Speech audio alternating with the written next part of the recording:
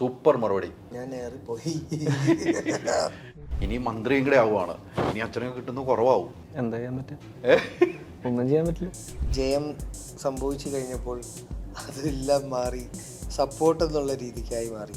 ചില മാധ്യമങ്ങൾ, ഞാൻ എടുത്തു പോയി, ചില മാധ്യമങ്ങൾ കരുതിക്കൂട്ടി പല വിവാദങ്ങൾ ഉണ്ടാക്കിയിട്ടുണ്ട്. അത് നേരത്തെ ആഗ്രഹം പ്രകടിപ്പിക്കുന്നുണ്ട്, ഭയങ്കര ജെന്യുവനായിട്ടാണ്. ഇതിപ്പം ഞാനും എൻ്റെ അച്ഛനെ പറ്റി തള്ളുന്ന മാതിരിയാവും. പക്ഷേ അന്ന് സുരേഷ് ചേട്ടൻ പറഞ്ഞ് ഞാൻ ഇങ്ങ് എടുക്കുക എന്ന് പറഞ്ഞാൽ ഇത്തവണ പറഞ്ഞത് എനിക്കവർ തന്നു എന്നാണ് പറഞ്ഞത്. ഈ പറയുന്ന ആൾക്കാരുടെ വാലിഡിറ്റി എന്താ? അവരെന്ത് ചെയ്തിട്ടാണ് ഇത് വേറൊരാളുടെ ഇങ്ങനെ പറയുന്നത്? അച്ഛനേക്കാളും മികച്ച പ്രവർത്തനം നടത്തിയിട്ടുള്ള വ്യക്തികൾക്ക് അച്ഛൻ ഒരു തെറ്റ് ചെയ്ത് അതിനെ ക്രിട്ടിസൈസ് ചെയ്യാനുള്ള പൂർണ്ണ അവകാശമുണ്ട്. ഈ ഹോളിവുഡ് സിനിമയ്ക്ക് ഒരു ട്രോളാണോ ഇത്? ഇംഗ്ലീഷ് സിനിമകൾ നമ്മൾ കാണുന്ന ന്യൂയോർക്കിൽ ഏലിയൻസ് വരുന്നതല്ലേ കാണുന്നത്. ഇവിടെ നമുക്ക് പത്തനംതിട്ടയിലും അല്ലെങ്കിൽ കൊച്ചിയിലും വരാമെന്ന് നമ്മൾ കാണിക്കുകയാണ്. ഞാൻ ഈ ട്രോള് ശരിക്കും എൻജോയ് ചെയ്യണമെന്ന് തോന്നിയായിരിക്കും. എല്ലാവരും എനിക്ക് ഒത്തിരി കിട്ടാറുണ്ടല്ലോ, അതുകൊണ്ടാണ്.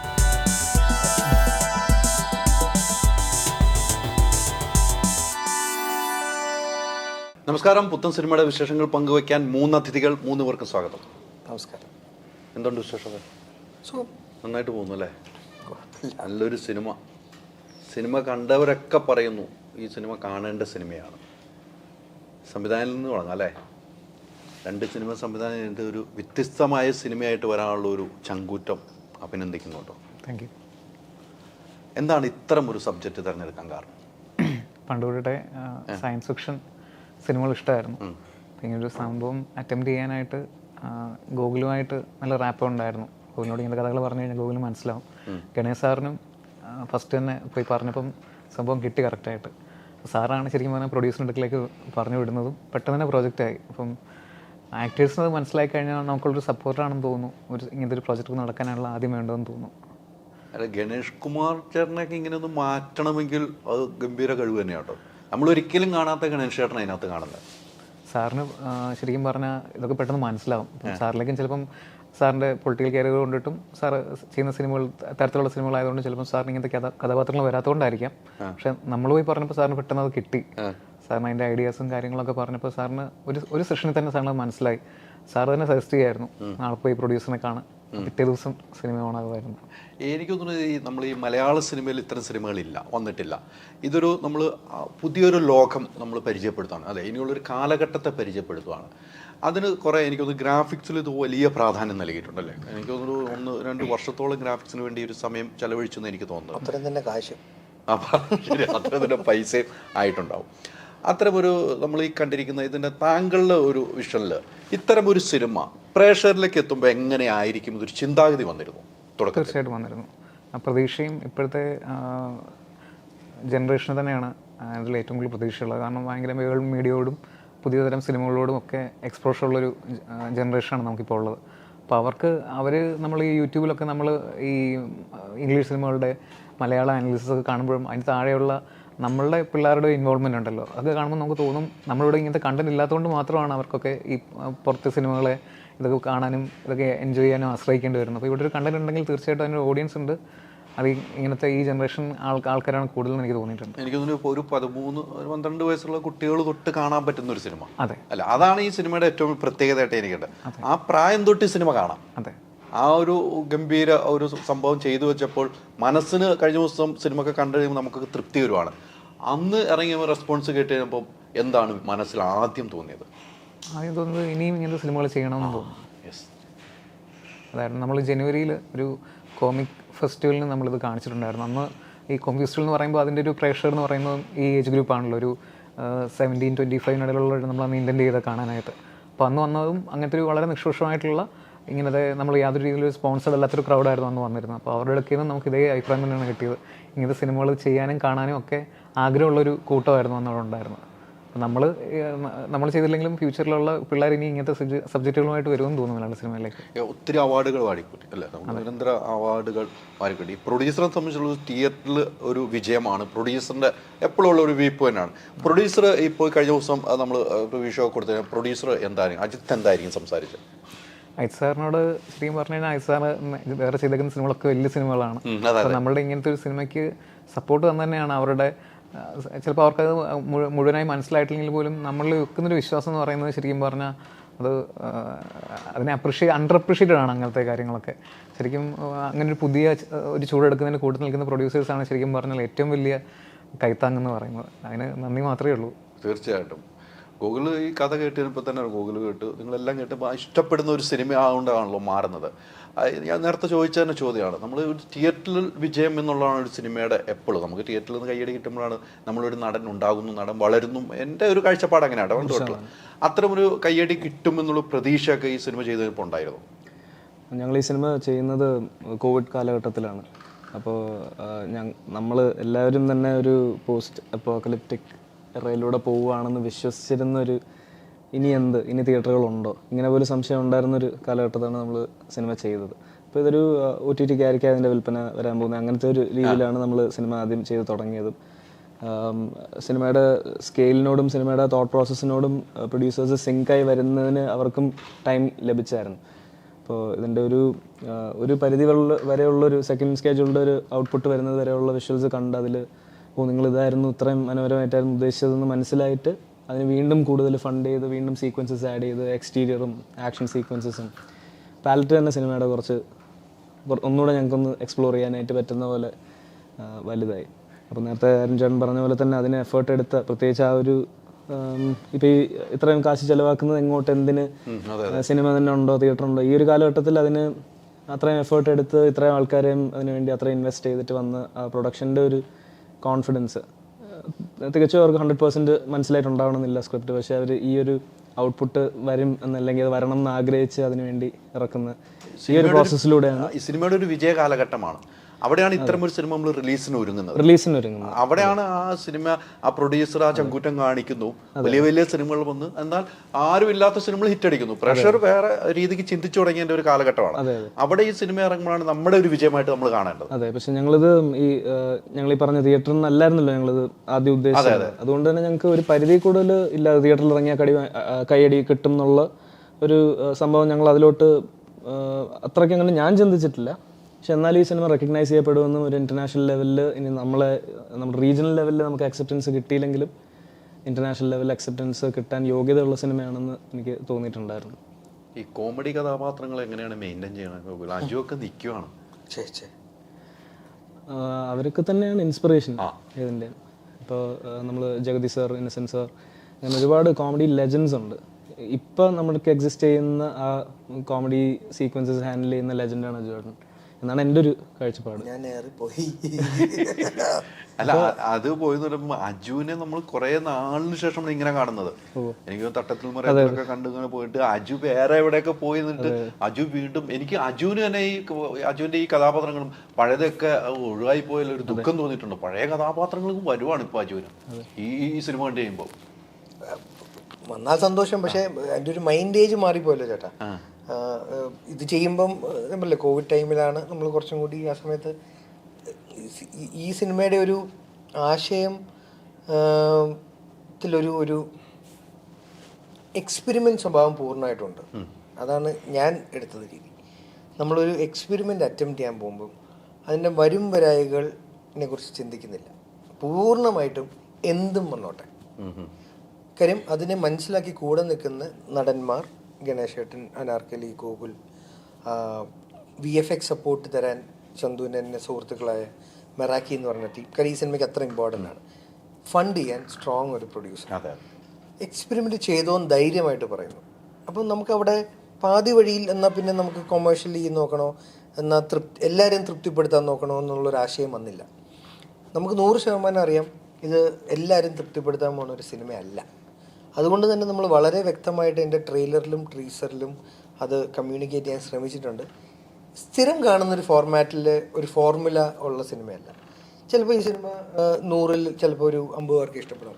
പക്ഷേ ആ 50 പേര് ഇത് കാണാൻ അല്ലെങ്കിൽ ഇങ്ങനത്തെ ജോണർ സിനിമകൾ കാണാൻ താല്പര്യപ്പെടുന്നവർ ഇത് വന്നാൽ മതി എന്നാണ് നമ്മൾ ഇതിലൂടെ കമ്മ്യൂണിക്കേറ്റ് ചെയ്തത്.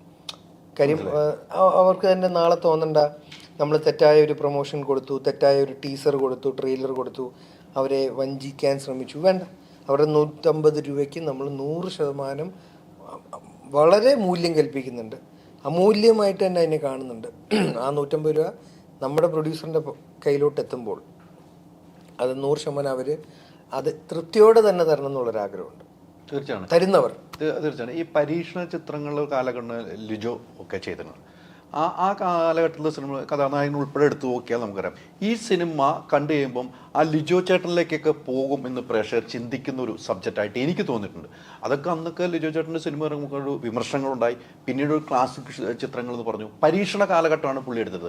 ആ ഒരു കാലഘട്ടത്തിലേക്ക് ഈ സിനിമ എത്തി ഇപ്പോൾ വരുമ്പോൾ അങ്ങനെ ഒരു ചിന്താഗതി ഉണ്ടാകാൻ പാടില്ല. എനിക്ക് നായകൻ എന്ന് പറഞ്ഞ സിനിമയും സിറ്റി ഓഫ് ഗോഡ് എന്നൊരു സിനിമയും ഒക്കെ വളരെ ഫേവറേറ്റ് സിനിമകളാണ്. അതൊന്നും തിയേറ്ററുകളിൽ അത്രയും ചലനം സൃഷ്ടിച്ച സിനിമകളാണെന്ന് എനിക്ക് തോന്നുന്നില്ല. പക്ഷേ എനിക്ക് മലയാള സിനിമ ഭയങ്കര ഒരു ഇതൊക്കെ മലയാള സിനിമയിൽ ഇങ്ങനത്തെ ഒരു ഷോട്ട്, ബിഗ് ബി വന്നപ്പോൾ എന്തായിരുന്നു ഒരു ഷോട്ട് നമ്മളെ ഞെട്ടിക്കുന്ന, അതൊക്കെ ഭയങ്കര സന്തോഷം തന്നൊരു കാര്യമാണ് ഒരു പ്രേക്ഷകൻ എന്നുള്ള നിലയിൽ. അപ്പം പിന്നെ ഒരു ആമീൻ വരേണ്ടി വന്നു. അത് പൂർണ്ണമായും ഒരു ആക്സെപ്റ്റൻസ് വരാനല്ല, അദ്ദേഹത്തിൻ്റെ ക്രാഫ്റ്റിനെ അംഗീകരിക്കുന്നതും തിരിച്ചറിയുന്നതും മനസ്സിലാക്കുന്നതും ആ ലിബേർട്ടി കൊടുക്കുന്നൊരു സമയം. തീർച്ചയായിട്ടും ഞാൻ സാജൻ ബേക്കറി ചെയ്യുന്ന സമയത്തും സായാഹ്ന വാർത്തകൾ ചെയ്യുന്ന സമയത്തൊക്കെ അരുൺ ചന്തുവിൽ ഇതിനു മുന്നേ 10-12 വർഷമായിട്ടുള്ള അദ്ദേഹമായിട്ടുള്ള ഒരു സൗഹൃദമാണ്. അദ്ദേഹത്തിൻ്റെ കോൺസെപ്റ്റുകൾ, അദ്ദേഹത്തിൻ്റെ ഒരു വിഷൻ ഉണ്ടല്ലോ, അതൊക്കെ എനിക്കറിയാം. അപ്പോൾ ആ വിഷൻ വെച്ചിട്ട് അദ്ദേഹം വളരെ കേപ്പബിളാണ് പല കാര്യങ്ങളും ചെയ്യാമെന്നുള്ളൊരു വിശ്വാസം എനിക്കുണ്ട്. ഗഗനചാരിയിലോട്ട് വരുമ്പോൾ എനിക്ക് തോന്നുന്നു, എനിക്ക് ഒരു കാര്യം അദ്ദേഹത്തിൽ അപ്രീഷിയേറ്റ് ചെയ്യപ്പെടേണ്ടത്, സാജൻ ബേക്കറി എന്ന സിനിമയുടെ ഒരു ആക്സെപ്റ്റൻസ് അത്രയും ഇല്ലാതിരുന്ന സമയത്ത്, പ്രേക്ഷകർ അതിനെ തിരസ്കരിച്ചിരിക്കുന്ന സമയത്താണ് വീണ്ടും ഈ എക്സ്പെരിമെൻ്റായിട്ട് പുള്ളി വരുന്നത്. അത് എന്തൊക്കെ പറഞ്ഞാലും എനിക്കത് അപ്രീഷിയേറ്റ് ചെയ്യപ്പെടേണ്ട ഒരു കാര്യമായിട്ട് തോന്നി. കാര്യം സ്വയം ആദ്യം അവനവനെ തന്നെ വിശ്വസിക്കണം. എന്നാൽ മാത്രമേ മുന്നോട്ട് മറ്റുള്ളവർ അവനെ വിശ്വസിച്ച് തുടങ്ങുള്ളൂ. അപ്പം അത് എനിക്ക് വളരെ, ഞാൻ അവനിലുള്ള അവൻ്റെ വിശ്വാസത്തെ ഞാൻ ഇന്നല്ല ഞാൻ മുന്നേ വിശ്വസിക്കുന്നു, ഇന്ന് ഞാൻ പൂർണ്ണമായിട്ടും വിശ്വസിക്കുന്നു. എനിക്ക് തോന്നുന്നു LJPയുടെ സിനിമകൾ നമ്മൾ കണ്ടു വളർന്നവരാണ്. നമ്മളെല്ലാം ഇഷ്ടപ്പെടുന്ന സിനിമയാണ്. എല്ലാവർക്കും ഈ പറഞ്ഞാൽ അജു പറഞ്ഞാൽ ഇഷ്ടപ്പെടണമെന്നില്ല. ആ ഒരു സംസാരം എനിക്ക് ഈ സിനിമ കണ്ടപ്പം എനിക്ക് അത്തരം സിനിമകൾ എനിക്ക് തോന്നി. ആളുകൾക്ക് പരിചയപ്പെടുത്തുന്നു, അദ്ദേഹം പരിചയപ്പെടുത്തുന്ന ഒത്തിരി സിനിമകളുണ്ടല്ലേ, എത്രയോ സിനിമകൾ പരിചയപ്പെടുന്നത്, എത്ര വിമർശനം കേട്ടിട്ടുണ്ട് അദ്ദേഹം. ആ ഒരു കാലഘട്ടത്തിലേക്ക് എനിക്ക് ഈ സിനിമയെ കൊണ്ടുപോകുന്നു എനിക്ക് സ്വയം തോന്നിയ ഒരു വ്യക്തിയാണ്. അദ്ദേഹത്തിൻ്റെ സിനിമകൾ വെച്ച് നോക്കും. ആ ഒരു രീതി, ആ ഒരു മൂഡിലേക്ക് വന്നപ്പോൾ എന്താണ് തോന്നിയത്? നിങ്ങൾ സംസാരിച്ചിട്ടുണ്ടോ? ലിയോ സാർ നമുക്കെല്ലാം ഈ പറഞ്ഞ പോലെ ഇന്ത്യ സിനിമകൾ എടുക്കുന്ന ആൾക്കാർക്ക് ബേസിക്കലി അദ്ദേഹം ഒരു, നമ്മളൊക്കെ പേഴ്സണലി ഞാൻ എല്ലാ സിനിമകളും ലിയോ സാറിൻ്റെ സിനിമ ഇറങ്ങുന്ന സമയത്തൊക്കെ നമ്മൾ LGPV ട്രസ്റ്റ് എന്ന് പറഞ്ഞിട്ട് നമ്മളൊക്കെ പോസ്റ്റ് ചെയ്യുന്ന ആൾക്കാരാണ്. അപ്പോൾ ആ രീതിയിൽ മലയാള സിനിമയുടെ ഭയങ്കര ഒരു പുതിയ വഴി വെട്ടി തുറന്നു വന്ന ആളാണ്, ഭയങ്കര ഇൻസ്പിറേഷനാണ്. അപ്പോൾ അതേപോലെ തന്നെ നമുക്കിതിനകത്ത് ഒരു എക്സിക്യൂട്ടീവ് പ്രൊഡ്യൂസറുള്ള ഒരാളാണ് കൃഷാന്ത് ഏട്ടൻ. അപ്പം പുള്ളിയാണ് ശരിക്കും പറഞ്ഞാൽ എനിക്ക് അതിനകത്ത് അങ്ങനത്തെ രീതിയിലൊരു ടോർച്ച് ബെയറായിട്ട് എൻ്റെ ഫ്രണ്ടിലുണ്ടായിരുന്നത്. ആവാസ് വ്യൂഹം എന്ന് പറഞ്ഞ സിനിമ തിയേറ്ററിൽ കാണുന്ന സമയത്ത് ഓക്കെ ഇതിനൂടെ ഒരു ഓഡിയൻസ് ഉണ്ട്, അല്ലെങ്കിൽ ഇതും നമുക്ക് ഈ പറഞ്ഞ പോലെ ഒരു പൂർണ്ണമായിട്ട് നമ്മളെ ഒരു പുതിയതായിട്ടുള്ളൊരു പ്രേക്ഷകനെ ഇവിടെ ഉണ്ടാക്കുന്ന ഒരു പ്രോസസ്സായിരുന്നു ശരിക്കും പറഞ്ഞാൽ ആവാസ് വ്യൂഹം എന്ന് പറയുന്നത്. അപ്പം ഞാൻ അത് സോണി ലൈവിൽ അത് എക്സ്പീരിയൻസ് ചെയ്യുന്ന സമയത്ത് എനിക്ക് മനസ്സിലായി, ജസ്റ്റ് ഒരു OTTയുടെ ഒരു ബൂം വരുന്ന സമയത്ത് ശരിക്കും പറഞ്ഞാൽ ഫിലിം മേക്കേഴ്സിനെ പുതുതായിട്ട് മലയാളികൾ എക്സ്പ്ലോർ ചെയ്യുവാണ്. അപ്പം ആ രീതിയിൽ ലിയോ സാറിൻ്റെയും അല്ലെങ്കിൽ കൃഷ്ണദേട്ടൻ്റെ ഒക്കെ ഒരു ലീനേജിനെ ശരിക്കും യൂസ് ചെയ്യാൻ പറ്റുന്ന ഒരു പുതിയ ഫിലിം മേക്കേഴ്സ് ഇനി വരാതിരിക്കുന്നുള്ളൂ. ചിലപ്പോൾ അതിലൊരാളായിരിക്കാം ഞാൻ. അപ്പോൾ അങ്ങനെ ആവട്ടെ. തീർച്ചയായിട്ടും, ബാക്കി പറഞ്ഞോളൂ. അങ്ങനെ കൃഷ്ണദേട്ടൻ അത് നമ്മുടെ കൂടെ എക്സിക്യൂട്ടീവ് പ്രൊഡ്യൂസർ നിൽക്കുന്ന സമയത്ത് തന്നെ അദ്ദേഹത്തിനെ നമ്മൾ നോക്കിക്കാണുന്നത് തന്നെ ഈ സിനിമകൾക്ക് നമുക്ക് ഭയങ്കര കോൺഫിഡൻസ് തന്ന, അല്ലെങ്കിൽ ഇങ്ങനത്തെ സിനിമകൾ ചെയ്യാൻ വേണ്ടിയിട്ട് നമുക്ക് ഒരു വഴിവിട്ട് തുറന്നു തന്ന ആൾക്കാരായിട്ടാണ് നമ്മൾ ലിയോ സാറിനെയും കൃഷ്ണദേട്ടനെയും കാണുന്നത്. അപ്പോൾ ഞാൻ കഴിഞ്ഞാലും അങ്ങനത്തെ തന്നെ ആൾക്കാർ വരുമെന്ന് തന്നെയാണ് ഞാൻ വിശ്വസിക്കുന്നത്. അപ്പോൾ ഈ ഒരു സയൻസ് ഫിക്ഷൻ എന്ന് പറഞ്ഞിട്ടുള്ള ഒരു പ്രത്യേക ജോണ്ടർ എന്ന് പറയുന്ന മലയാള സിനിമയിൽ അറ്റംപ്റ്റ് ചെയ്തത് വളരെ കുറവാണ്. കാരണം അങ്ങനത്തെ ഒരു മുഖ്യധാര സിനിമയുടെ ഒരു ചൂട് പിടിച്ച് പോകുന്ന ഒരു ജോണ്ടർ അല്ല ബേസിക്കലി അത്. പക്ഷേ എന്നാൽ അത് കാണാൻ താല്പര്യം ഉണ്ടെന്നുള്ളത് നമുക്ക് ഏകദേശം ഇതിൻ്റെ ഇപ്പോൾ ഒരു പ്രിവ്യൂ കഴിഞ്ഞപ്പോഴൊക്കെ നമുക്ക് ഏകദേശം ധാരണയുണ്ട്. അപ്പോൾ ആ ജനതയും ശരിക്കും പറഞ്ഞാൽ ഞങ്ങൾ വിശ്വസിക്കുന്നുണ്ട് ഭയങ്കരമായിട്ട്. അപ്പോൾ അവർ ബേസിക്കലി തിയേറ്ററിൽ എത്തുക എന്നുള്ളതാണ് നമ്മളുടെ അതിനകത്തൊരു മെയിൻ ഉദ്ദേശം തന്നെ. അപ്പം OTT ആയിട്ട് ഇതിനെ ആലോചിച്ച സമയത്ത് നമ്മൾ വിചാരിച്ചത് അങ്ങനത്തെ ആൾക്കാരിലേക്ക് തന്നെ കേറ്റർ ചെയ്യാമെന്നായിരുന്നു. പക്ഷേ തിയേറ്ററിൽ നമ്മളിത് ആദ്യമായിട്ട് പോയി കണ്ടപ്പോൾ നമുക്ക് ഇതിൻ്റെ വിഷ്വൽസും അതിൻ്റെ ഓഡിയോയും ഒക്കെ നമ്മൾ കണ്ടപ്പോഴാണ് നമുക്ക് മനസ്സിലായത് ഓക്കെ ഇത് തിയേറ്ററിലേക്ക് ഇത് കേറ്റർ ചെയ്യാം. തിയേറ്ററിൽ ഇത് വന്നു കഴിഞ്ഞാൽ ആൾക്കാർക്ക് കാണാനുള്ള കുറച്ച് കാര്യങ്ങളുണ്ട് ഇതിനകത്ത്, CGയും VFXും കാര്യങ്ങളൊക്കെ. അപ്പം എനിക്ക് തോന്നുന്നു ഇനിയുള്ള ഇപ്പം ഫസ്റ്റിൽ ഒരു റീസെൻറ്റ് ഇൻ്റർവ്യൂ പറഞ്ഞല്ലോ, അടുത്ത 5 വർഷത്തേക്ക് മലയാള സിനിമയിൽ എന്തും ചെയ്യാം, എന്തും ആലോചിക്കാം. അപ്പോൾ അതൊരു നമ്മൾ 85 എന്ന് പറഞ്ഞൊരു സുവർണ്ണ കാലഘട്ടമായി പറയുന്ന പോലെ മലയാള സിനിമയ്ക്ക് ഇനി അടുത്തൊരു ഇതുപോലത്തെ കുറേ എക്സ്പെരിമെൻറ്റ്സും കുറേ ടൈപ്പ് ഓഫ് പുതിയ ഓഡിയൻസ് സൃഷ്ടിക്കാൻ പോകുന്നൊരു വലിയൊരു ഫേസ് ആണെന്ന് തോന്നുന്നത്. ഈ ഹോളിവുഡ് സിനിമയ്ക്ക് ഒരു ട്രോളാണോ ഇത്? ഹോളിവുഡ് സിനിമയ്ക്ക് ട്രോളല്ല, പക്ഷേ അവിടെ എനിക്കങ്ങനെ തോന്നിയിട്ടുണ്ടാവും. ഞാൻ ഈ ട്രോള് ശരിക്കും എൻജോയ് ചെയ്യണമെന്ന് തോന്നിയായിരിക്കും. എല്ലാവരും എനിക്ക് ഒത്തിരി കിട്ടാറുണ്ടല്ലോ, അതുകൊണ്ടാ. നമുക്കൊക്കെ അതെ അതെ. ട്രോള് രസമല്ല. ഗൂഗിളിന് കുറവ് കിട്ടാറുണ്ടോ? ട്രോളിനെ അതിന്റെ രീതിയിൽ നമ്മൾ എൻജോയ് ചെയ്ത് വിടുന്നുണ്ടോ? അതാണ് വേണ്ടത്. നമ്മൾ കാണുക, രസിക്കുക, ചിരിക്കുക. അപ്പോഴും നമ്മൾ ഓർക്കുന്നു, നമ്മൾ ചിന്തിച്ചാൽ മതി. പിന്നെ ഒരു കാര്യം കൂടെ ഉണ്ട്, അതിലൂടെ അവർ കമ്മ്യൂണിക്കേറ്റ് ചെയ്യാൻ ശ്രമിക്കുന്ന സാധനത്തിൽ നമ്മൾ മാറ്റം വരുത്താനും ശ്രമിക്കണം. അത് കൃത്യം, അത് വേണം, അതും കൂടെ വേണം. അവർ പറയുന്നതിൽ കാര്യമുണ്ടെങ്കിൽ. അതെ, കാര്യമുണ്ടെങ്കിൽ. ഞാൻ ചോദിച്ചത് അതുകൊണ്ട്. അങ്ങനെ എനിക്കങ്ങനെ തോന്നി, ഒരു ചെറിയ ട്രോള് എന്നെനിക്ക് ഫീൽ ചെയ്തു. അല്ല, നമ്മൾ ഈ എല്ലാ തവണയും സിനിമയിൽ, ഇംഗ്ലീഷ് സിനിമകൾ നമ്മൾ കാണുന്ന ന്യൂയോർക്കിൽ ഏലിയൻസ് വരുന്നതല്ലേ കാണുന്നത്. ഇവിടെ നമുക്ക് പത്തനംതിട്ടയിലും അല്ലെങ്കിൽ കൊച്ചിയിലും വരാമെന്നും കൂടെ നമ്മൾ കാണിക്കുകയാണ്. ഏലിയൻസിനെ അവിടെ നിന്ന് മേളിൽ നോക്കുമ്പോൾ എന്ത് ന്യൂയോർക്ക്, എന്ത് ആറന്മുള അല്ലേ? അതെ അതെ, ശരിയാണ് ശരിയാണ്. അതത് നമുക്ക് എനിക്ക് ഈ സിനിമയുടെ പിന്നെ എനിക്ക് ഗൂഗിളിൻ്റെ അടുത്ത് ഗൂഗിളിൻ്റെ ഈ കഥാപാത്രത്തിൽ ഇനി ചർച്ച ചെയ്യപ്പെടുന്നതായിരിക്കും എനിക്ക് തോന്നിയ ചർച്ചയാട്ടോ ബീഫ്. എനിക്ക് ഭയങ്കരമായിട്ട് അതിനി സിനിമ ഇറങ്ങി മറ്റ് പ്രേക്ഷകരും ഏറ്റവും ചർച്ച ചെയ്യാൻ പോകുന്ന ഒരു സംഭവമാണ് ബീഫ് നിരോധനം. ഉറപ്പാണ്, മാറ്റമില്ല. പിന്നീട് പുതിയ കാലഘട്ടത്തിലേക്ക് നമുക്ക് അതിനുവേണ്ടി മറ്റൊരു മൃഗത്തെയൊക്കെ സ്വപ്നം കണ്ട് വരുന്നു. ആ ഒരു സീൻ എടുക്കുമ്പോൾ എങ്ങനെയായിരുന്നു ഗൂഗിൾ? എനിക്ക് ഉദ്ദേശിച്ചത് മനസ്സിലായി. ഇല്ല, അങ്ങനത്തെ ഒരു ചിന്ത, അങ്ങനത്തെ സമയത്ത് ഇത് കാര്യം പുള്ളിയുടെ മനസ്സിലാണല്ലോ ഇതിന്റെ ആക്ച്വൽ ധാരണ. ഷോർട്ട് ചേട്ടാ കഥ സിനിമ കാണുമ്പം നമ്മളത് കൃത്യമായിട്ട് ക്യാരക്ടറൈസേഷനും അല്ലെങ്കിൽ അതിന്റെ കഥ ഒക്കെ കേട്ട് നമ്മളിങ്ങനെ ഇരുന്ന് പോണു.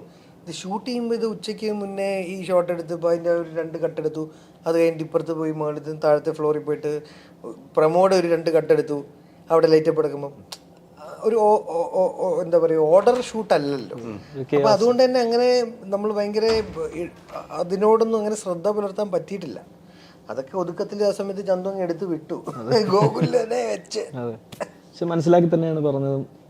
അതിപ്പം പറഞ്ഞോണ്ടെന്താ, അതിനൊരു നർമ്മം കൂടുതൽ അതിന് ഫീൽ ചെയ്യാമെങ്കിൽ അത് ഉണ്ടാവട്ടെ എന്ന്. അതാണല്ലോ നമ്മൾ അവിടെ ചെന്ന് അഭിനയിക്കുമ്പോൾ ഇല്ല, അത് അവിടെ ചെല്ലുമ്പോൾ അല്ലെന്നാണ് ഞാൻ.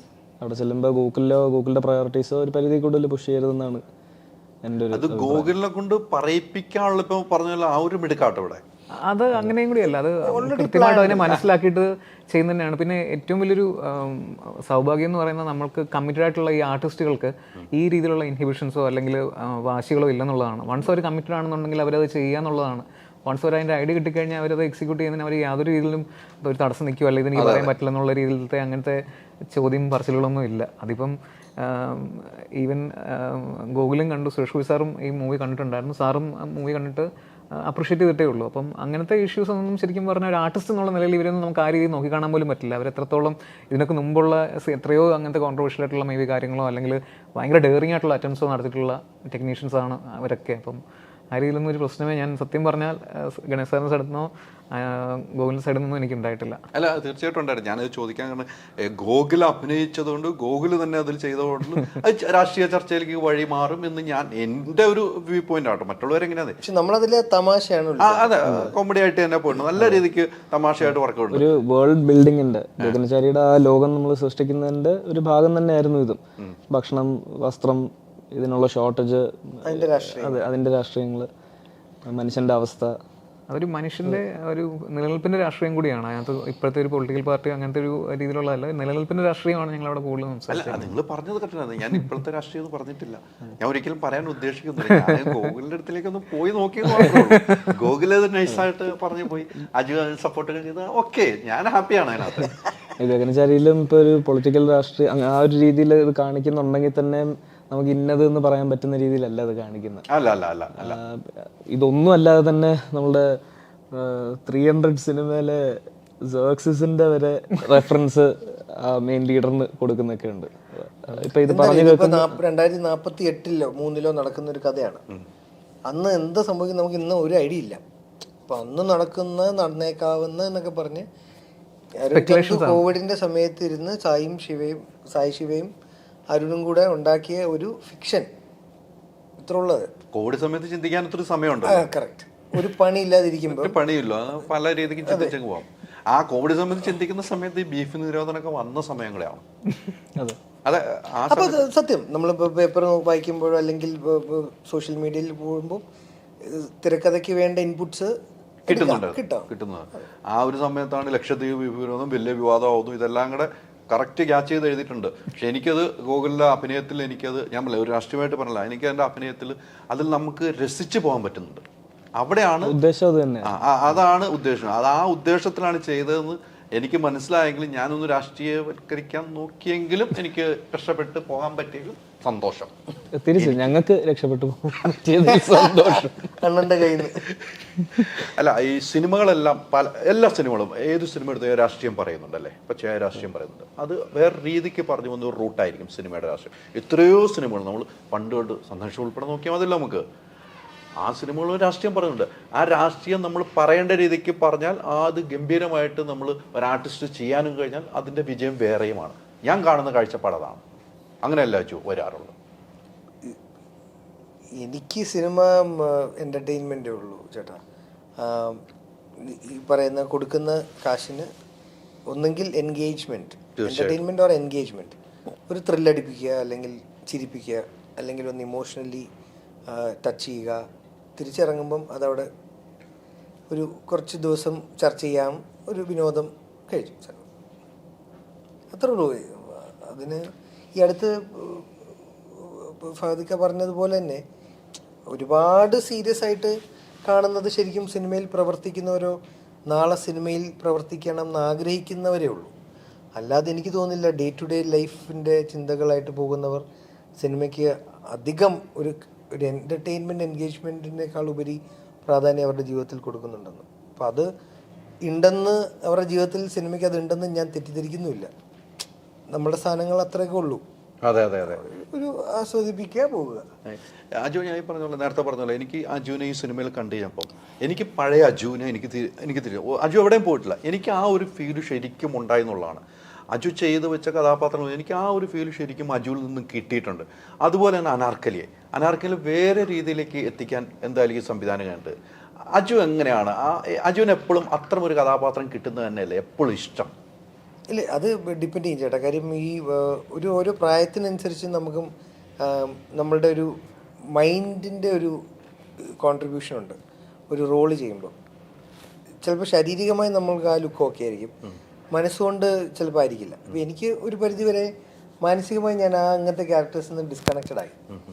കുറച്ചും കൂടി മെച്ചുവേർഡ്, അല്ലെങ്കിൽ കുറച്ചും കൂടി വേറൊരു രീതിയിലുള്ള ഹ്യൂമർ, ഇതിലെ തെറിച്ച് നടക്കുന്ന ഇന്നിപ്പോൾ ചെയ്യാൻ ചിലപ്പോൾ ഞാൻ ചിലപ്പം താല്പര്യപ്പെടുന്നുണ്ടാവില്ല. അപ്പം അത് എല്ലാവർക്കും അങ്ങനെയല്ല കേട്ടോ, എൻ്റെ കാര്യമാണ് പറയാൻ. പക്ഷേ ചേട്ടൻ പറഞ്ഞ പോലെ ഇങ്ങനത്തെ ചെയ്ത് പറഞ്ഞ അഭിപ്രായം ഇതാണ്, കാണാൻ മുന്നോട്ടും താല്പര്യമുണ്ടെന്ന്. പക്ഷേ നല്ലത് ചെയ്തതല്ലാത്തത്, പുതുമയുള്ളത്, എനിക്ക് ചെയ്തിട്ടുള്ളത് പോലത്തെ അല്ലാത്തത് വന്നാൽ തീർച്ചയായിട്ടും അതിനെ മോശമാക്കാതെ ചെയ്യാൻ പ്രതീക്ഷിക്കുകയാണ്. ആഗ്രഹിക്കുന്നില്ല, പക്ഷെ വന്നാൽ ഞാൻ നോ പറയില്ല. കാര്യം തീർച്ചയായിട്ടും വരുമാന മാർഗമാണ്, ജീവിത മാർഗമാണ്, ചെയ്യും. അത് കൃത്യമാണ്. എന്തായാലും രണ്ട് കാര്യങ്ങൾ ചോദിച്ച് അവസാനിപ്പിക്കാം. ഞാൻ ഇരുന്നിട്ടൊന്നും ചോദിച്ചില്ല എന്ന് ഇനി പ്രേക്ഷകർക്ക് ഗോകുലം ചിരി തുടങ്ങിയിട്ടുണ്ട്. അച്ഛൻ മന്ത്രിയായി. ഞാൻ ഏറ്റവും കൂടുതൽ അഭിമാനിക്കുന്ന മുഹൂർത്തമായിരുന്നു സത്യപ്രതിജ്ഞ ദിവസം. ഞാൻ വിളിച്ചിരുന്നു, അച്ഛനെ വിളിച്ചിരുന്നു, യാത്ര ചെയ്യുന്ന. അതായത് ഞാൻ ദൃക്സാക്ഷിയാണ്. ഞാനിപ്പോൾ അഭിനയിക്കുന്ന സിനിമയിൽ ഞാൻ ഡോക്ടറും ഇദ്ദേഹം കമ്പൗണ്ടറുമാണ്. എൻ്റെ കൂടെയാണ് അദ്ദേഹം അഭിനയിക്കുന്നത്. ആ ദിവസം രാത്രി ഇദ്ദേഹം ഫുൾ ടൈം ആ ലൈവിൽ അവിടെ അത് കണ്ടുകൊണ്ടിരിക്കുകയായിരുന്നു. വെരി എക്സൈറ്റഡ് ആയിരുന്നു. നേരത്തെ തന്നെ ആണെങ്കിലും അതിൻ്റെ ദൃക്സാക്ഷിയാണ്. ചേട്ടനും ഒരു ബയസും കൂടാതെ അച്ഛനൊപ്പം നിൽക്കുന്നത് ഞാൻ കണ്ടിട്ടുമുണ്ട്. ഞാൻ ഒരു കലാകാരനെ കണ്ടിട്ടുള്ളൂ, ഒരു നന്മയുള്ള മനുഷ്യനെ കണ്ടിട്ടുള്ളൂ.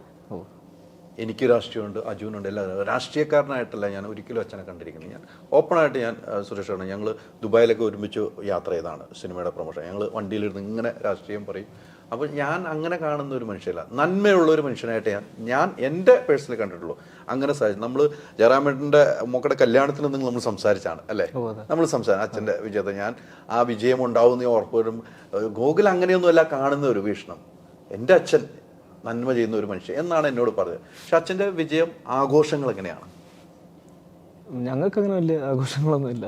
അത് അമ്മ അവിടെ ബൈറ്റിൽ പറയുന്നത് ഒന്നും പറയാൻ അറിയില്ല എന്നാണ് അമ്മ പറഞ്ഞുകൊണ്ടിരുന്നത്. അതെ അതെ, ഞങ്ങളിപ്പോൾ ഇത് പ്രതീക്ഷിച്ചോന്ന് ചോദിച്ചാൽ തീർച്ചയായിട്ടും ഇതിന് ഡിസേർവിംഗ് ആയിട്ടുള്ള ആളാണ്. അപ്പോൾ അത് ജനങ്ങൾ തന്നെ വിധി എഴുതി. അപ്പോൾ അതിൽ വളരെയധികം സന്തോഷമുണ്ട്. ഇപ്പം അല്ലാതെ എന്താ ഇപ്പം ഈ നന്മയുടെ കാര്യം പറഞ്ഞില്ല, എല്ലാവർക്കും ഉള്ളിൽ അത് ഉണ്ടായാൽ മതി. തികഞ്ഞ രാഷ്ട്രീയക്കാർക്കും അത് ഒരു പരിധി കൂടുതൽ നന്മ മിമിക്രി യൂണിയനിൽ അച്ഛൻ ഇപ്പോഴും പൈസ കൊടുത്തോണ്ടിരിക്കുകയാണ്. ഒരു സിനിമയിൽ നിന്ന് കിട്ടിയാൽ അപ്പോൾ 2 ലക്ഷം വെച്ച് കൊടുത്തോണ്ടിരിക്കുകയാണ്. ആര് ചെയ്യും? അച്ഛനേക്കാളും കേപ്പബിൾ ആയിട്ടുള്ള ആൾക്കാരും ഉണ്ട്. തീർച്ചയായിട്ടും ഒരു സിനിമയ്ക്ക് പൈസ കിട്ടിയാൽ ആ കൊടുക്കാന്നുള്ള വാക്ക് ഇപ്പോഴും പാലിച്ചുകൊണ്ടിരിക്കുന്ന ഒരു ഏക വ്യക്തി സുരേഷ് ഗോപി എന്നുള്ള നന്മയുള്ള മനുഷ്യൻ തന്നെയാണ്. ഞാൻ എവിടെയും പറയും, എനിക്ക് അനുഭവമുണ്ട്, ഞാൻ അവിടെ പോകാറുണ്ട്, അതുകൊണ്ടാണ് പറയുന്നത്. ഇതിപ്പോൾ ഒരു കാലയളവ് വരെ അച്ഛനത് ചെയ്യുന്നതൊന്നും ഡിസ്കസ് ചെയ്യത്ത് പോലും ഇല്ലായിരുന്നു. പിന്നീട് ഏതോ ഒരു കാലയളവിൽ അച്ഛനൊന്നും ചെയ്യുന്നില്ല എന്നുള്ള മട്ടിൽ കുറേ സംസാരമൊക്കെ മാധ്യമങ്ങളിലൊക്കെ വരുമ്പോഴാണ് എപ്പോഴോ എവിടെ നിന്നൊക്കെ അച്ഛൻ ചെയ്തത് ആരൊക്കെയോ പൊക്കിക്കൊണ്ട് വന്നതും പിന്നീട് ഒരു ഫ്ലോ അറിയാമല്ലോ, അതിനനുസരിച്ച് ഇപ്പോൾ ഒരാൾ അറ്റാക്ക് ചെയ്യുമ്പം കുറച്ച് ആൾക്കാർ സപ്പോർട്ട് ചെയ്യാനും വരുമല്ലോ. അവരിങ്ങനെ സ്കാറ്റേഡായിട്ട് ഇട്ട് പോയി ഇന്നതൊക്കെ ചെയ്തിട്ടുണ്ട് എന്നുള്ളത് കുറേ ആൾക്കാർ കണ്ട് പിന്നീട് അതിൽ കുറച്ചുകൂടെ ആൾക്കാർ വിശ്വസിച്ച് കുറച്ചും കൂടെ അച്ഛൻ പിന്നെ അപ്പോൾ ചെയ്യുന്ന കാര്യങ്ങൾ കുറച്ചും കൂടെ എവിഡൻ്റ് ആയിട്ട് വെളിയിൽ വരാൻ തുടങ്ങി. അതിൽ നിന്ന് കുറച്ചും കൂടെ ഈ ഒരു പ്രോസസ്സ് എടുത്തു. 10-30 കൊല്ലം നാട്ടുകാർക്ക് എല്ലാവർക്കും വളരെ സുപരിചിതനായ ഒരാൾക്ക് പോലും ഇത്ര നാളെടുത്തു. അല്ല, അത് ഒരു ടൈമാണ്. ടൈം എന്ന് പറയാം. എനിക്ക് തോന്നുന്നു ഗൂഗിളിനൊക്കെ വിഷമിപ്പിച്ചിരിക്കുന്ന അച്ഛനെതിരെ കുറേ ട്രോളുകളായിട്ടും കുറേ മീഡിയാസ്, ഞാൻ ഉൾപ്പെടെ മീഡിയാസ് എന്ന് പറയാം, മീഡിയാസ് എല്ലാം ഞാൻ ഒരുമിച്ച് തന്നെ കാണും, ഞാൻ വേറെ പറ്റില്ല, കുറച്ച് വേണ്ടാത്ത കാര്യങ്ങൾ എഴുതുന്നു, ഇത് ചിന്തിക്കാത്ത കാര്യങ്ങൾ, അതൊക്കെ ഒത്തിരി വിഷമങ്ങൾ ഉണ്ടാക്കിയിട്ടില്ലേ? 100%. അവർ തിരുത്താൻ തയ്യാറാകണ്ടേ? എനിക്ക് തോന്നുന്നു അവർ എല്ലാം സർക്കംസ്റ്റാൻസ് അനുസരിച്ചാന്ന് തോന്നുന്നു ഈ തിരുത്തും ഇതൊക്കെ ഉണ്ടാകുന്നത്.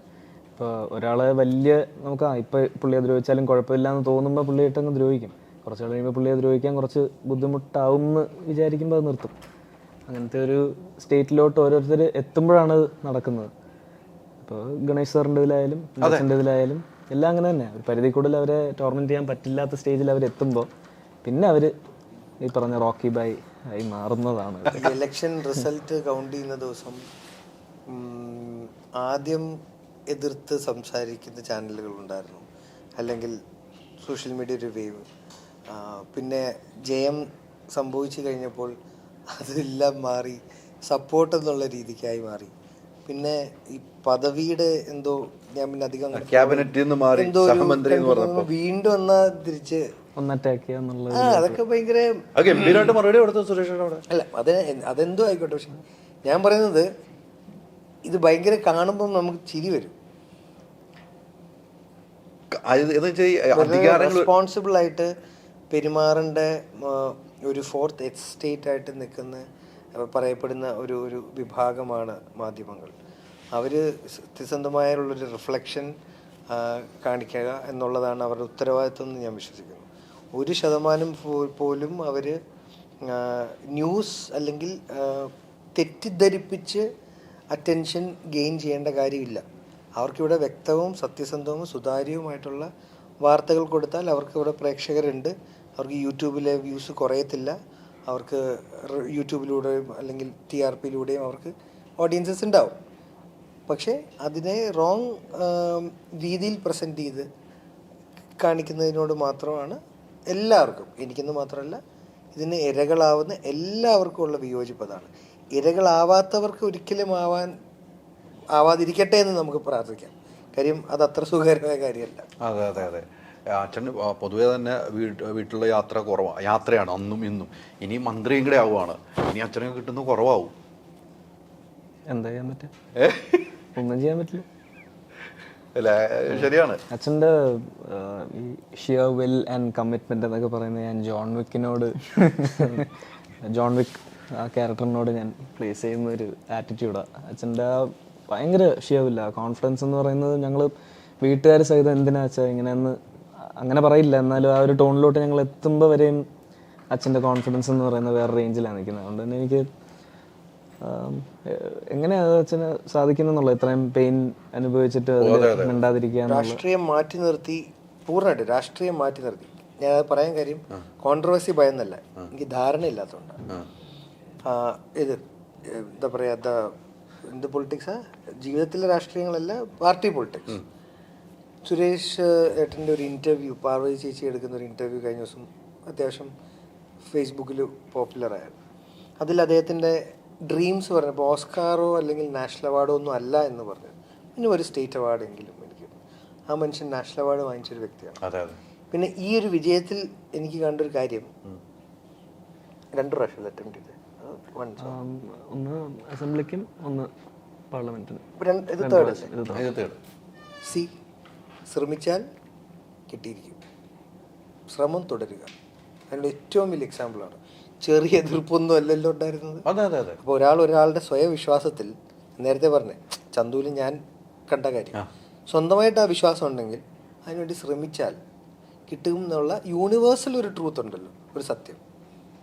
അത് നമ്മുടെ മുന്നിൽ ഇപ്പം നടന്ന് കണ്ടേക്കുക. അതുകൊണ്ട് സ്വയം ജീവിതത്തിൽ ആർക്കെങ്കിലുമൊക്കെ രക്ഷപ്പെടണം എന്ന് ഭയങ്കര കൊതിയുണ്ടെങ്കിൽ അതിൽ ഫോക്കസ് ചെയ്ത് മാത്രം നിൽക്കുക, മറ്റുള്ളവരുടെ ജീവിതത്തെക്കുറിച്ച് ശ്രദ്ധിക്കാതിരിക്കുക. അതെ, അങ്ങനെയുള്ളവർക്ക് രക്ഷപ്പെടുകയും ചെയ്യും. വേണമെങ്കിൽ രക്ഷപ്പെടണം എന്ന് ആഗ്രഹമുണ്ട്, രക്ഷപ്പെടണം ആഗ്രഹമുണ്ട്. എനിക്കത് രണ്ട് പ്രാവശ്യം തോറ്റിട്ടുണ്ടെങ്കിലും ഈ തവണത്തെ ഇലക്ഷനാണ് അച്ഛനെ തോൽപ്പിക്കണമെന്ന ലക്ഷ്യത്തോടു കൂടി ചില മാധ്യമങ്ങൾ, ഞാൻ എടുത്തു പോയി, ചില മാധ്യമങ്ങൾ കരുതിക്കൂട്ടി പല വിവാദങ്ങൾ ഉണ്ടാക്കിയിട്ടുണ്ട്. അത് ഞാനൊക്കെ കണ്ടതാണ്. ഞാൻ ആ സാധനം അങ്ങനെയല്ല എന്ന് തിരുത്തി വാർത്ത ചെയ്ത ഒരു വ്യക്തിയാണ്. ഞാൻ തിരുത്തപ്പെടേണ്ട ഒരു മാധ്യമപ്രവർത്തനം. അപ്പം എന്നെ വിളിച്ചത് നിനക്ക് മാധ്യമപ്രവർത്തനം അറിയില്ല എന്ന് കമൻ്റ് ഇട്ടവനും എന്നെ നേരെ സുഡാപ്പിയാക്കിയും വലിയ സുഡാപ്പിക്കാരും ഉണ്ട്. ഞാൻ ഉള്ളത് പറഞ്ഞും കൂടെ പോകുന്നത്, എനിക്ക് അതിനകത്ത് ഭയം. എന്നെ സുഡാപ്പിയാക്കി വരും. ഞാൻ ഇപ്പോഴും എനിക്കൊരു രാഷ്ട്രീയമുണ്ട്, സുരേഷിനുണ്ട് രാഷ്ട്രീയമുണ്ട്, ഗോകുലുണ്ട്, എല്ലാവർക്കും അജുനുണ്ട് രാഷ്ട്രീയം. പക്ഷെ ഞാൻ അങ്ങനെ ഒരു സുഡാപ്പി ആകണോ, ഞാൻ അല്ലെങ്കിൽ സംഖ്യ ആണോ എന്ന് ചിന്തിക്കേണ്ടത് ഞാനാണ്. അപ്പോൾ എന്നെ പഠിപ്പിക്കാൻ ഇത് കഴിയുമ്പോൾ വരുന്നവർക്കും ഉള്ളൊരു മറുപടിയും കൂടെ പറഞ്ഞ് അവസാനിപ്പിക്കാമെന്ന് ഓർത്ത് തന്നെയാണ് ഞാനിത് പറഞ്ഞത്. ഞാൻ അന്നും ഇന്നും പറയും, ഞാൻ സുരേഷ് ചേട്ടൻ്റെ വ്യക്തിയാണ് ഇഷ്ടപ്പെടുന്നത്, അദ്ദേഹത്തിൻ്റെ ആക്ടറെയാണ് ഇഷ്ടപ്പെടുന്നത്. അതിനുപരി നന്മയുള്ള ഒരു മനുഷ്യൻ. അദ്ദേഹത്തിൻ്റെ വിജയം ഇവിടെ ആഘോഷിക്കപ്പെടേണ്ടതാണ്, ആഘോഷിക്കപ്പെട്ടു.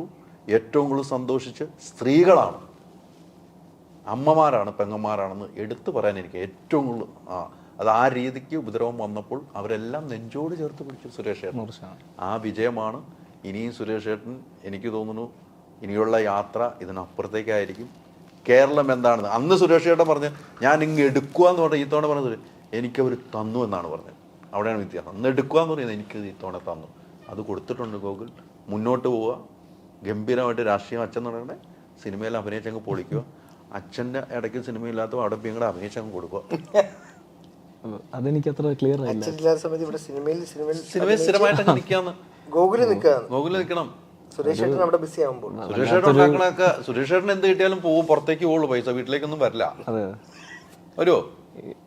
വരും, പക്ഷെ വളരെ കുറച്ചേ വരുള്ളൂ. 100 കിട്ടിയാൽ 90 അപ്പോൾ 10 കൂടി വരുള്ളൂ. അല്ല, അങ്ങനെയൊന്നും അല്ലെങ്കിലും ഒരു 60-70 പോയിട്ട് ബാക്കി കറക്റ്റ് 30 വരും. ഇനി ഗോകുലിലായിരിക്കണം മൊത്തം. ടാക്സസ് അടയ്ക്കണമല്ലോ. ഓ, അതൊക്കെ ഓർമ്മപ്പെടുത്തി. അതൊക്കെ അടച്ചല്ലേ, ഇനി എന്ത്? എല്ലാം അടച്ചതാ, പക്ഷെ ഇനി അടക്കണ്ടേ? ഇന്നലെ അടച്ചെന്ന് പറഞ്ഞ നാളെ അടക്കണ്ടേ? ഇപ്പൊ എല്ലാം അടയ്ക്കണം. അപ്പോൾ തൃശ്ശൂരിലേക്ക് അച്ഛൻ മാറുന്നുണ്ട്, അങ്ങനെ വല്ലതും പറഞ്ഞോ? അച്ഛൻ നേരത്തെ തൊട്ട് ജയിക്കുന്നതിന് മുമ്പ് തൊട്ട് അച്ഛൻ തൃശ്ശൂർ സ്ഥലം നോക്കുന്നുണ്ട്, അങ്ങോട്ട് തന്നെ റീലൊക്കേറ്റ് ചെയ്യാനായിട്ട്. ഞങ്ങൾക്ക് അല്ലാതെ ഗുരുവായൂരിൽ ഞങ്ങൾക്ക് ഉണ്ട്, സ്ഥലമുണ്ട്. പക്ഷെ അച്ഛന് തൃശ്ശൂർ തന്നെ കേന്ദ്രീകരിച്ച് നിൽക്കണം എന്നുള്ളത് നേരത്തെ ആഗ്രഹം പ്രകടിപ്പിക്കുന്നുണ്ട്. ഭയങ്കര ജെന്യൂനായിട്ടാണ്. ഇതിപ്പം ഞാനിന്ന് എൻ്റെ അച്ഛനെ പറ്റി തള്ളുന്ന മാതിരിയാവും, പക്ഷേ അല്ല, ഞാൻ എപ്പോഴും പുറത്തുനിന്ന് ഒരാളായിട്ടേ കണ്ടിട്ടുള്ളൂ. അച്ഛൻ ഇനി എന്തെങ്കിലും ഒരു തെറ്റ് കേട്ടാൽ ഞാൻ തന്നെ എതിർക്കും ആദ്യം തന്നെ. പക്ഷെ അങ്ങനെയല്ല, പുള്ളിയെ കൊണ്ട് നേരാണെന്ന് തോന്നുന്ന എല്ലാം അത് എഫക്റ്റീവ്ലി ഇംപ്ലിമെന്റ് ചെയ്യാൻ മാത്രം ശ്രമിക്കുന്ന ആളാണ്. ക്രിറ്റിസിസം ഒന്നും പുള്ളിക്ക് പ്രശ്നമേ അല്ല. അങ്ങനെ ഒരു വിഷയമില്ല. അതാണ് സുരേഷ്. എൻ്റെ അടുത്തൊക്കെ ആത്മസംയമനം പാലിക്കാനായിട്ട് പറയുക അച്ഛൻ. പക്ഷെ നമുക്ക് ഈ പ്രായത്തിൽ അത് പറ്റില്ല. അല്ല, മറുപടി കൊടുക്കേണ്ട സ്ഥലത്ത് കൊടുക്കണം, ഒരു കുഴപ്പമില്ല എനിക്ക്. പക്ഷേ ഈ മറുപടിയൊക്കെ എൻ്റെ ലാസ്റ്റ് തോട്ട് പ്രോസസ്സാണ്. മറുപടിയോ അല്ലെങ്കിൽ ടൈപ്പ് ചെയ്ത് വെക്കുന്നതൊക്കെ നേരെ ചെന്ന് മുന്നിൽ നിൽക്കണം എന്നാണ് എനിക്ക് ആഗ്രഹം. എന്നിട്ട് ഇനി പറ മുഖത്ത് നോക്കിയിട്ടെന്നുള്ളത്. അതെ. പിന്നെ ഇതിനൊക്കെ എന്ത് പേർപ്പസ്? ഈ പറയുന്ന ആൾക്കാരുടെ വാലിഡിറ്റി എന്താ? അവരെന്ത് ചെയ്തിട്ടാണ് ഇത് വേറൊരാളുടെ ഇങ്ങനെ പറയുന്നത്? അതിനേക്കാളും മികച്ചൊരു വ്യക്തിക്ക്, അച്ഛനേക്കാളും മികച്ച പ്രവർത്തനം നടത്തിയിട്ടുള്ള വ്യക്തികൾക്ക് അച്ഛൻ ഒരു തെറ്റ് ചെയ്ത് അതിനെ ക്രിട്ടിസൈസ് ചെയ്യാനുള്ള പൂർണ്ണ അവകാശമുണ്ട്. പക്ഷെ അതിൻ്റെ 7 അയലത്ത് പോലും വരാത്ത ആൾക്കാർ ഒരു പരിധി കൂടുതൽ ചെയ്യരുത്. അല്ലെങ്കിൽ അതുപോലൊരു ദ്രോഹി, അതുപോലൊരു ഹിറ്റ്ലർ ആയിരിക്കണം അച്ഛൻ. അങ്ങനെയാണെങ്കിൽ ഞാനും മുൻപന്തിയിൽ തന്നെ കാണും കുറ്റപ്പെടുത്താൻ. ഓക്കെ അല്ലേ? തീർച്ചയാണ്. ആ ഒരു വാക്ക് വലിയ ഒരു വാക്കാണ് കേട്ടോ. ഈ സാധനമാണ് ഹൈലൈറ്റ് ചെയ്യുന്നത്. അത് ഒരു മകൻ എന്ന നിലയിലും ഒരു പുറത്തു നിന്ന് കാണുന്ന ഒരു രാഷ്ട്രീയക്കാരനെ കാണുന്ന ഒരു പ്രതിനിധി എന്ന നിലയ്ക്കും പറഞ്ഞ മറുപടിയാണ് ഏറ്റവും ടോപ്പ്. അത് തന്നെയാണ് മറ്റുള്ളവരും ചിന്തിക്കേണ്ടത്. സൂപ്പർ മറുപടി. ഹിറ്റാകട്ടെ സിനിമ. Thank you. ഈ സിനിമ ഹിറ്റായിട്ട് നമുക്ക് പൊളിക്കണം, വീണ്ടും ഇരിക്കണം. അടുത്ത ഇതിൻ്റെ നമുക്ക് അജിത് വിനായകന് ഹിറ്റായിക്കന്നെ എന്തായാലും പാർട്ടി നടത്തും കേട്ടോ, ഉറപ്പാണ്. അതിനൊരു മാറ്റമില്ല. ഞങ്ങൾ അനുഭവമൊക്കെ കൂടിയിട്ടുള്ള ആ പാർട്ടിക്കൊക്കെ പുള്ളി അടിച്ചു പൊളിക്കുന്ന ആളാണ്. അപ്പോൾ ഇതിൻ്റെ ഒരു 50-ാം ദിവസമൊക്കെ ആഘോഷിക്കട്ടെ. 100-ലേക്ക് പോകുമ്പോൾ അടുത്ത ആഘോഷം അങ്ങനെ ഉണ്ടാകട്ടെ. Thank you. അല്ലേ? Thank you so much. ഒത്തിരി സന്തോഷം. കുഴപ്പമില്ലല്ലോ? ഇല്ല വേണ്ടല്ലോ. അജു എനിക്ക് ഇടയ്ക്കിടയ്ക്ക് നോക്കണുണ്ടോ, അതാ എനിക്ക് പേടി. കുഴപ്പമില്ല അജു? അല്ല അങ്ങനെയല്ല, നല്ല ഉത്തരമായിരുന്നു അല്ലേ? കറക്റ്റ് ഉത്തരവാണ്. ഒത്തിരി സന്തോഷം കേട്ടോ. Thank you. Thank you.